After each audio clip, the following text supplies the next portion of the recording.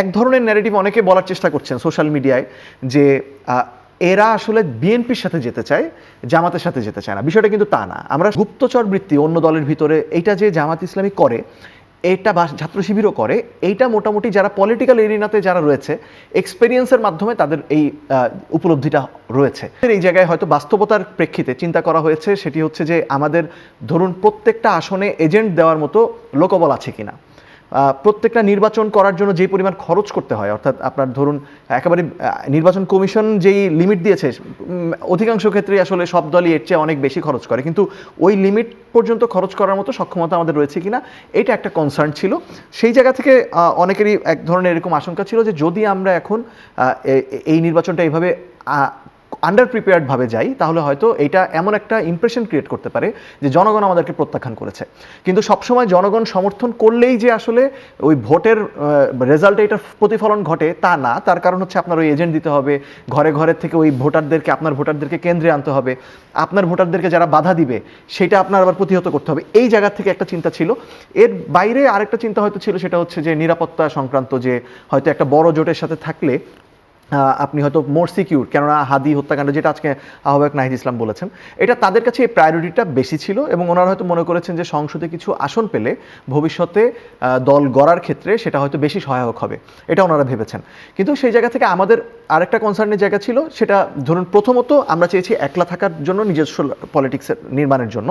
দ্বিতীয়ত হচ্ছে যাদের সাথে জোটে যাচ্ছি তাদের আসলে গত এক বছরের রাজনীতি যদি আমরা পর্যালোচনা করি, তাহলে দেখব যে জামায়াতে ইসলামীকে বাংলাদেশের মানুষ একটা সময় পর্যন্ত যে নির্যাতন করা হয়েছে, মানে ধরুন 2008-এর নির্বাচনে তো জামায়াত ইসলামীকে প্রত্যাখ্যান করা হয়েছে। এই সময় একটা যুদ্ধাপরাধীর বিচারের দাবিতে একরকম সেন্টিমেন্ট ন্যাশনালি ক্রিয়েট হয়েছিল, এটা মেজরিটি ওই সময়টাই ছিল। কিন্তু এর সুযোগ নিয়ে যখন আওয়ামী লীগ জামাত ইসলামী থেকে শুরু করে তাদেরকে রিপ্রেস করলো, গুম খুন হত্যা করলো, এর পাশাপাশি যারা আওয়ামী লীগ বিরোধী তাদের সবাইকে জামাত শিবির বলে দেওয়া শুরু করলো, তখন একটা সময়ে ধরুন ভিকটিমহুডের একটা সবার মধ্যে একটা সামগ্রিক ভিকটিমহুডের ফলে তাদের সাথে আমাদের একটা সহানুভূতি এবং সহমর্মিতা তৈরি হলো। আমরা মনে করলাম বাংলাদেশের সকল নাগরিক একসাথেই আমরা রাজনীতি করব, তারা তাদের রাজনীতিটা করবে, আমরা আমাদের রাজনীতি করব। কিন্তু গত এক বছরে জামাতে ইসলামীর রাজনীতি আমরা, বা বিশেষ করে ছাত্র শিবিরের রাজনীতি আমরা যেটা দেখেছি, সেখানে দেখেছি যারাই ধরুন জামাত বা শিবিরের সমালোচনা করছে তাদেরকেই কিছুটা আওয়ামী দোসর ট্যাগ দেওয়ার প্রবণতা, তাদেরকেই শাহবাগী ট্যাগ দেওয়ার প্রবণতা, তাদেরকে ফ্যাসিবাদী দোসর ট্যাগ দেওয়ার প্রবণতা।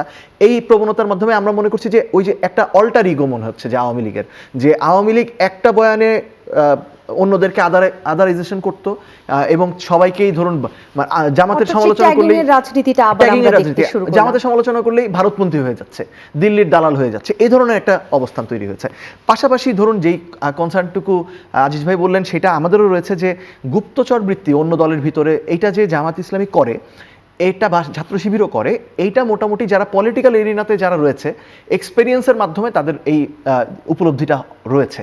তো সেইটার কারণে এক ধরনের আশঙ্কা থেকে যায়, ধরুন আমি যখন ওই কেন্দ্রে আমার দল যাবে, যদি আমার তহবিল দেয় অন্য একটি দল, অথবা কথার কথা আমি জানি না সেই বিষয়ে সর্বশেষ কী আলাপ হচ্ছে, আমাদের লোকবলের যদি সাপোর্টটা দেয়, ভবিষ্যতে তো তার দ্বারা আমাদের এমপিরা যারা নির্বাচিত হয়ে যাবেন তারা কিছুটা তাদের কাছে দায়বদ্ধ থাকবেন। সো তখন ওই কর্মী বাহিনী যারা তাকে নির্বাচনে জিতে আসতে সহায়তা করেছেন, তারা তো ওই কর্মী বাহিনীর প্রতি দায়বদ্ধ থেকে তাদের রাজনীতিটা করতে বাধ্য হতে পারেন, সেই আশঙ্কাটা রয়েছে। তার পাশাপাশি একটা সবচেয়ে বড় ধরুন আশঙ্কা, সেটা আশঙ্কা বা কারণ বলতে পারেন, সেটা হচ্ছে অনলাইনে তাদের কর্মী বাহিনীর যেই আচরণ আমরা গত এক বছরে দেখেছি, এবং সেই আচরণের শিকার আমাদের নেত্রীরাও হয়েছেন। আমাদের যেই নেত্রী বলেন না কেন, সেটা শুধুমাত্র যে জামাত শিবির করেছে তা না, বিএনপিও কিন্তু করেছে। এবং আরেকটা জিনিস আমরা পরিষ্কার করতে চাই, এক ধরনের ন্যারেটিভ অনেকে বলার চেষ্টা করছেন সোশ্যাল মিডিয়ায় যে এরা আসলে বিএনপির সাথে যেতে চায়, জামাতের সাথে যেতে চায় না। বিষয়টা কিন্তু তা না। আমরা স্বতন্ত্রভাবেই নিজেদের রাজনীতি নির্মাণ করার কথা বলেছি। সো আমাদের অনলাইন ব্যাশিংয়ের শিকার বিএনপিপন্থী এবং জামাতপন্থী বা শিবিরপন্থীদের দুই পক্ষ থেকেই হতে হয়েছে। কিন্তু এটা শুরুটা যদি আমরা বলি, গত আগস্ট সেপ্টেম্বর থেকেই ব্যাপক আকারে এই শুরুটা করেছিল জামাত ইসলামী বা শিবিরের যেই বটবাহিনী বলা হয় তারা। তো